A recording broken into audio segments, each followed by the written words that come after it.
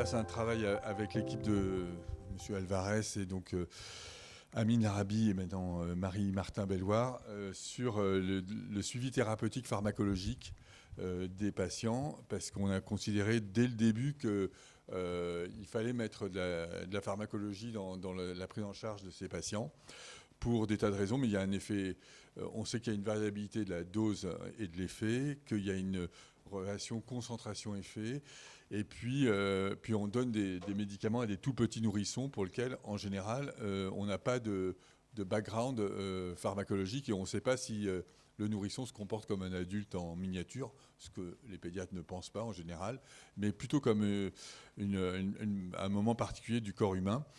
Et donc on a maintenant 7 médicaments qui sont possiblement administrables, 3 anti-BRAF, 4 anti-MEC. On sait que là aussi on est dans des raretés, hein. Bon, je le redis, mais en gros, toute l'Europe entière, si on se met tous ensemble, on n'a pas plus de 50 cas éligibles. Les particularités pour nous, c'est l'âge des patients, et vraiment le cœur des histiocytoses de l'enfance, c'est les nourrissons, pour les indications des MAP kinase inhibiteurs. Pour les atteintes neurodégénératives, c'est plus âgé, donc ça ressemble plus à l'adulte, et je passe l'Erdheim-Chester. Donc voilà, par exemple, traiter un nourrisson comme vous voyez ici, c'est pas tout à fait pareil que de traiter un patient de 60 ans avec un Erdheim-Chester. Donc on a mis en place ce réseau.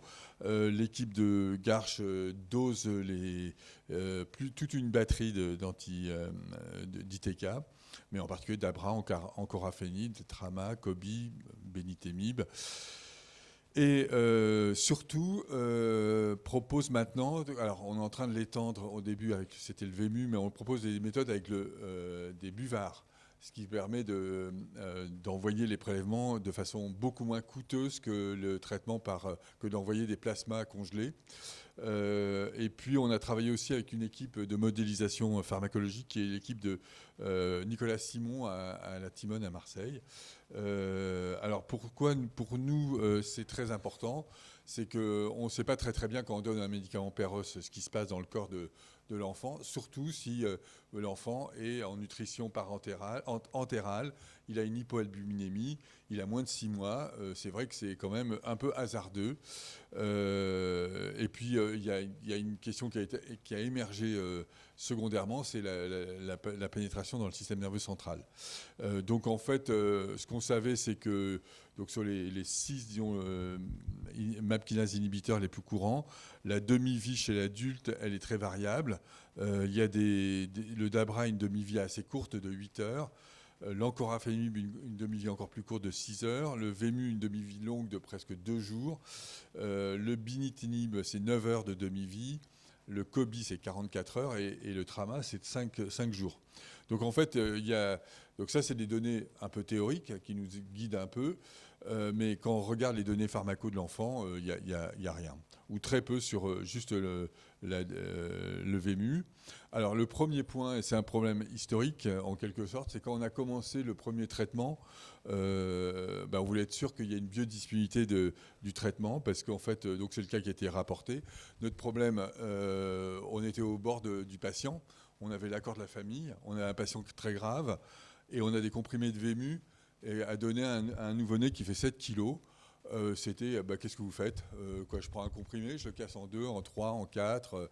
On a essayé de dire et est-ce que je vais être efficace, je ne vais pas être efficace. La pharmacologie nous a dit même si c'est écrit dans les RCP, c'est pas les RCP de réunion de concertation pluridisciplinaire, mais les recommandations de bonne pratique, on recommande de ne pas écraser les comprimés. Mais par contre, donner un comprimé plein à un nouveau-né, ça ne semblait pas non plus très raisonnable. Donc on a écrasé les comprimés. On les a coupés, on les a écrasés, on a estimé une dose, et puis on a dosé. Et ça a été quand même... vous avez en dessous les concentrations. On a dosé le J1, on a dosé le J14. Et puis, donc on avait la certitude qu'on donnait des médicaments, et on donnait un médicament qui passait dans le sang de cet enfant. Et ça nous a beaucoup rassuré de voir en plus que l'enfant guérissait avec ce traitement. Donc voilà, ça c'était la première confirmation. Tout est un dosage, un traitement efficace avec une concentration mesurable dans le sang. Donc voilà, donc ça c'était première confirmation. On a un peu étendu le travail parce qu'on forcément, en traitant les patients au long cours, on a vu des effets indésirables, en particulier cutanés. On a vu une efficacité canon, quoi. Je dirais, voilà, c'était, vous mettiez du 2-CDR-AC pour traiter une forme grave de dysociatose, c'était 2 mois et demi de traitement, 15% de décès. Bon, vous mettez en anti-BRAF, c'est une réponse à 3 semaines, souvent à 2 semaines, et c'est 100% de survie. Bon, il n'y avait pas photo, mais encore faut-il supporter une chose, c'est qu'au long cours, ces patients avaient une photosensibilité du fait du traitement. Alors pour le coup, là, c'est vraiment lié au traitement, et une photosensibilité qui empêchait quand même une vie quotidienne un peu satisfaisante. Et donc on a regardé les différents effets indésirables. La peau, ça peut être un peu, beaucoup, passionnément attaquée, en quelque sorte. On peut avoir des paniculites, on peut avoir presque des laïeuls avec le traitement. Et on a regardé s'il y avait un lien avec les doses. Et là, on a pu mesurer qu'il y avait des doses qui commençaient à réchauffer dramatiquement la peau. Alors on a mis des seuils, hein, au-delà de 22 et même plus, au-delà de 29, donc 30 mg par litre. Là, on sait qu'il y a des effets indésirables qui surviennent dans la très grande majorité des cas. Et on voyait des effets indésirables grade 4 à 42 mg par litre. Donc on a pu définir une zone d'index thérapeutique avec le traitement classique par VMU. Et alors il y a une autre chose qu'on a fait avec l'équipe de Nicolas Simon, c'est qu'on a regardé le DAS, quoi, la Disease Activity Score, et le dose de VMU. Eh ben, c'est assez rigolo. Vous pouvez corréler exactement le DAS, donc l'activité de la maladie, avec l'air sur la courbe du VMU. Donc il y a ça s'appelle la pharmacodynamie, il y a une belle pharmacodynamie, il y a une évaluation des effets indésirables. Donc on a à peu près une idée à court terme de comment on peut administrer le Vémurafémib. Dose de 20 mg kilo au départ, efficacité anticipée vers J3, pas avant, et usuellement à J7. S'il n'y a pas d'efficacité à J7, il faut doser le médicament. On a une concentration stable pendant 24 heures, donc c'est assez facile à doser parce qu'en fait, vous pouvez faire la prise de sang un peu n'importe quand dans la journée pour le VMU. Et le steady state, quoi, donc le taux stable, c'est autour de J10, J14. Et puis, globalement, il y a très peu d'effets indésirables, entre 10 et 30 mg par litre. Par contre, alors bon, après, il va falloir attaquer tous les autres. Et c'est là où on a un travail qui est en cours. Alors, le travail qui est en cours... on sait déjà, on a commencé un peu, voilà, donc c'est des données préliminaires que je vais vous montrer parce qu'on a le Trama, le Dabra et le COBI qui ont été étudiés. Le problème, c'est qu'on est en vraie vie, donc on n'a pas forcément des pharmacocinétiques qui sont faites dès le départ. On a des traitements qui sont associés. Ça peut être du Dabra plus COBI ou Trama plus Dabra et ainsi de suite. En tout cas, ce qu'on sait, c'est que nos industriels ne nous fournissent aucune courbe de référence, et donc on doit établir tout ça. Enfin, dernier point, mais je vais assez vite parce que je n'ai pas toutes les réponses et il y a beaucoup de travaux qui sont encore en cours, on n'a pas analysé tout, mais il y a deux situations qui nous posent problème. Bon, c'est en fait une situation, c'est le passage de la sans cerveau pour les histiocytoses.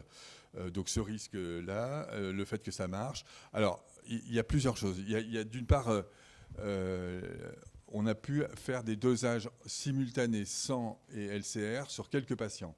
Mais on a très peu de patients analysables. On a 13 patients en tout et 19 couples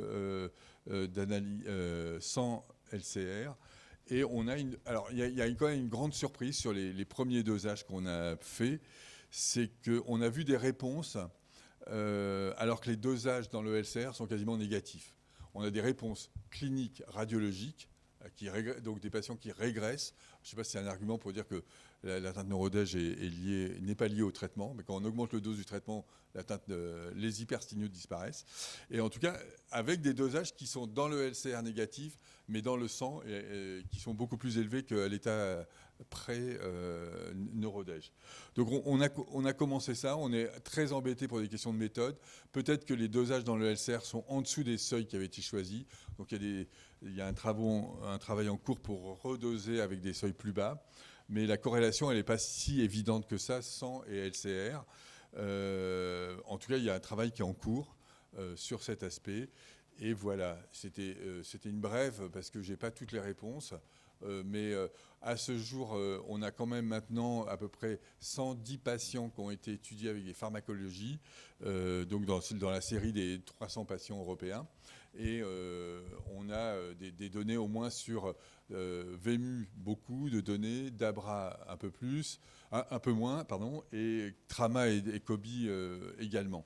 Mais ça offre quand même des données préliminaires de pharmacologie pour l'utilisation de ces médicaments. Donc voilà, c'était très court.